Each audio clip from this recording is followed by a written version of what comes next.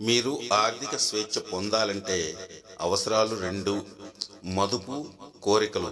ఇలా మీ ప్రాధాన్యాలను విభజించుకోవాలి. ఆహారం, ఇల్లు, చదువు లాంటి కనీస అవసరాలకు పిల్లలను కేటాయించుకోవాలి. ఆ తర్వాత భవిష్యత్ అవసరాల కోసం తప్పనిసరిగా మదుపు చేయాలి. ఈ రెండు పూర్తి అయ్యాకే మీరు కోరుకున్న వాటిని సొమ్ము వెచ్చించాలి. ప్రతిరోజు నీటిని వాడకపోతే పాచి పడుతుంది. అలాగే ఇనుమును ఉపయోగించకపోతే తుప్పు పడుతుంది. మనకు ఇతరులతో సరిగా మాటలు లేకపోతే మమతలు మాయమవుతాయి. ప్రతిరోజు మన పలకరింపు లేకపోతే బంధాలు బలహీనపడతాయి. అందరం బాగుండాలి. అందరూ అంటున్నారు ఇన్స్టాగ్రామ్లో చాలా మంది కవులు ఉన్నారని. ఉంటే రాయండి చూద్దాం ఒక్క కవిత్వం. అది చదవగానే కన్నీళ్ళు వచ్చేలా.